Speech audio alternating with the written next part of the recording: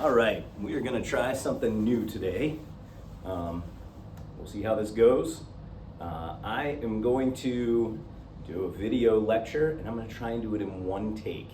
I have no clue how it's going to go. I would expect some mess ups, but it's going to be an adventure. So we're going to talk about the unit on therapy, the chapter on therapy this week in psychology. It is our last chapter that we're going to be doing in this year. So congrats, you made it to the last chapter, chapter 16. There are 3 modules.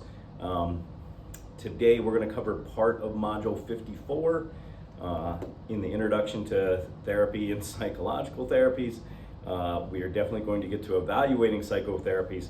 I don't know if we're going to get to this 3rd unit, but we'll see how that goes as the week progresses. Our long day is on Thursday and a short day on Wednesday this week. So, brief history of therapy, and I really am looking forward to this chapter because this is what I did for a living before I started working in schools, and really feel like that there's something to be said there. I've actually taught a 3-credit college course on psychotherapy, counseling theories, and applications. So there's a lot more than 3 days worth of material here, but we're going to move fast. All right, so we're going to cover the entire history of therapy in about 30 seconds. First of all, what we did with people with psychological disorders for most of history was we threw them in institutions. We threw them outside the city. We put them far away. We did horrible things. We just ostracized them from society. And so mostly we didn't treat them throughout most of the history. And then maybe even worse than that, by the 18th century, we had these institutions or asylums where we'd put them, and then we were letting people pay to come and watch them. And there's even a photo in your textbook, kind of like zoo animals. So that's was a not pleasant part of our history. It wasn't until the 1950s, which wasn't that long ago, where we started doing these community-based treatment, even for people that had hallucinations and delusions, schizophrenia, people with bipolar disorder, and that coincided with much better drug therapy to control those type of diseases. So I don't know that we can really say, gosh, we really arrived in the 1950s by this way of thinking. Some of it had to do with the ability of us to control these type of diseases with psychotropic drugs. This year alone, 1 in 5 Americans will receive some form of mental health therapy, and that's just this year. That's not a lifetime. So 20% of Americans engaging in therapy. I think it's healthy, and I often say I think mental health is as important as dental health. Nobody is embarrassed to say I'm going for my 6-month checkup at the dentist, or to say I'm having a dentist appointment today. I think in the same way we should, because our brains are much more complex than our teeth. I think I can make a pretty good case for that. That we shouldn't be embarrassed to go and to have some folks help us with the ways that we are thinking and the ways that we are behaving and the ways that our brain is acting. I think that should be very normal, and talk openly and probably maybe even too much in this class about my own psychotherapy that I've engaged in. But happy to do that anytime you want to hear about it. 2 major categories of treatment, and these are just broad categories. One is psychotherapy, which is the psychological techniques that we use, like talk therapy, discussing, where you would discuss childhood relationships or new ways of thinking or behaving. And the second is biomedical therapy, which includes these biological treatments and medication, such as antidepressants, incredibly popular these days, benzodiazepines, and other psychotropic drugs that we have to control some of these or help people manage some of these. They do not cure any of these. Electroconvulsive therapy, ECT, not incredibly popular, but it is out there. And then biofeedback, which I'd love and wish we could talk more about. but some great stuff. There are so many therapeutic approaches, many more than we are going to discuss here. I think very entertaining topic, but the book kind of breaks it up into 4 broad categories, so I'm going to stick with those 4. First is psychodynamic, the second humanistic, the third behavioral, and the fourth cognitive. I'm going to cover today psychodynamic and humanistic. Wednesday we'll dig into behavioral and cognitive, and Thursday probably, I don't know if we'll have a little leftover for Thursday or not. But some of the others that you may know are Jungian, which is does a lot of dream work, Gestalt, attachment-based therapy, positive psychology, which is big on the AP psychology test, so I mention it here. In fact, I link you right here to a list of about 80 different types of therapy, and that is not exhaustive either. That's on Psychology Today, which I would say is not incredibly academic, but better than your average news source for psychology. All right, let's talk about Sigmund Freud. And when you think of Sigmund Freud, think early 1900s. And this guy is the father of psychoanalysis. We each have our burdens to bear in whatever career choice that we make. If your parents are work for the IRS, I'm sure they hear it around April 15th or how much we're getting taxed.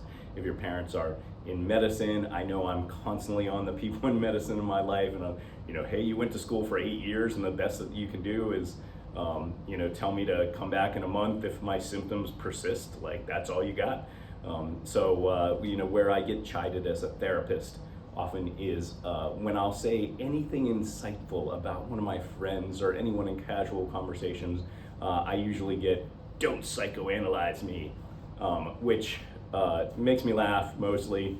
I figure we all should get ribbed a little bit about our stuff, but the truth is, the real response is, nobody does that anymore. So very few counselors practice like Freud did.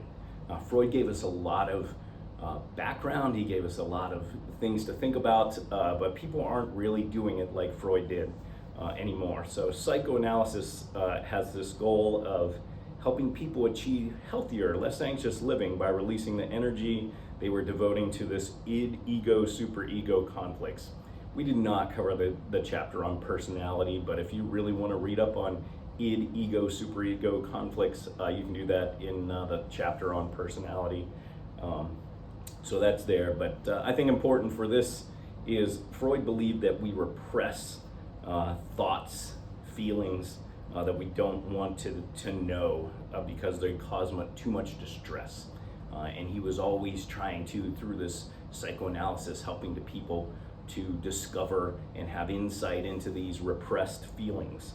And he would examine the unconscious mind. So those 2 words I put in orange because, especially if we're going to be on the test, those are the things that distinguish psychoanalysis from other things, and psychodynamic thought as well.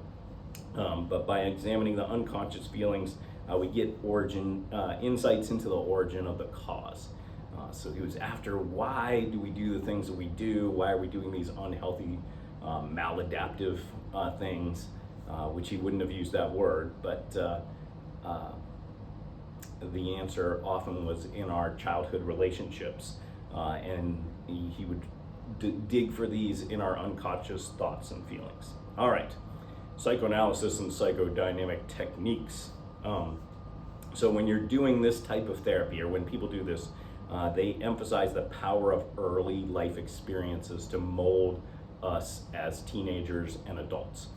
So if you're in a psychodynamic with a psychodynamic counselor, they will say things like, we populate the stage of our adult lives with characters from our childhood, which essentially means things that you might know, like boys who are looking for a female companion will look for one that reminds them or has similar characteristics to their mother, or things like that. So that is the way. It's eerie how sometimes that is true. I don't believe that is always true. But that is one of the things that psychoanalysis does, is say, hey, how did your childhood experiences mold you into the patterns of behavior and the ways that you function today?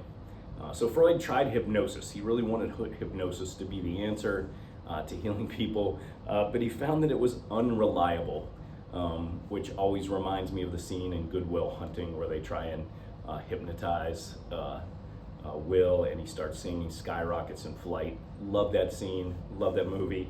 But yes, I think that's generally, hypnosis can be used effectively, but we don't see it used that much because it is unreliable on the broader spectrum, but can be very helpful for some people. So Freud, hypnosis didn't work out. He turned to this technique called free association. I'm going to send you a video of someone doing psychodynamic counseling, or a pretend psychodynamic counseling session. And hopefully we'll take a look at the free association part of that particular video. So a psychoanalyst would spend their time in the session noting the client's or the patient's resistance and providing interpretation. What they're looking for is where is this person resistant to both seeing insights about themselves or knowing why they behave the way that they do. And let's explore, why am I getting so much pushback in this particular area? And Freud treated people a lot, multiple times a week for years and years and years. That changed with psychodynamic. Today, more like a normal schedule, like you would expect with a counselor, one session a week, try and have the counseling wrapped up in a period of several months. It wouldn't just go on and on and on forever. Freud also well known, and as long as we're talking about Freud and his techniques, he prescribed cocaine, which sounds really weird right now, but if you think of it, the U.S. military was prescribing morphine to soldiers. They were thinking that was making them super soldiers at one point in time, and so this wasn't that weird, but he is famous for that. He talked about the concept of penis envy, which you can go through Freud's stages of development, but 3 to 6 years, very focused on the genital stage is what he called it, and believed little girls were jealous of little boys because they didn't have a penis, which always makes for fun talk, and so well known for that. And then he also talked about the Oedipus complex, which Oedipus is a play by Sophocles, so I don't want to spoiler alert Sophocles for you, but basically in this play, Oedipus is this king, and he hears this prophecy about his life that he's going to kill his father and have sex with his mother. And he really doesn't want that to happen. Surprise, surprise. So he kind of spends his life trying to not make that happen. And, well, spoiler alert, in the end, a complicated tale unravels, and he discovers that he has done just that. He has murdered his father. He has had sex with his mother. His mother commits suicide. Sophocles, or Oedipus, can't stand it, so he gouges out his own eyes. He doesn't want to see anything anymore. Pretty tragic. But Freud believed, and he talks about the Oedipus complex, that little boys want to marry or have a romantic relationship with their mother and would like to kill their father. And then, from that developed this Electra complex where the girls the same way, want to marry their father, want to kill their mother. But Freud brought us all that fun stuff that is interesting to talk about, but he really believed that some of this stuff from our early childhood influenced the way that we act as adults. And then, psychodynamic, this wasn't Freud, there was a Swiss psychoanalyst, Rorschach. And he was famous for these ink blot and a series of ink blot tests where using that free association technique, he would show his patients a series of ink blots that were pictures of nothing. They were literally splattered on a piece of paper, folded over, so they kind of mirror imaged each other. And he would just ask them, what does this look like to you? What does this look like to you? Or, what's this, involved in this? And you can go online if you really want to and Google it and take an ink blot test, and it'll give you an interpretation of your own psyche today. But that is one of the techniques that goes along that I'd want you to know that goes with psychodynamic counseling.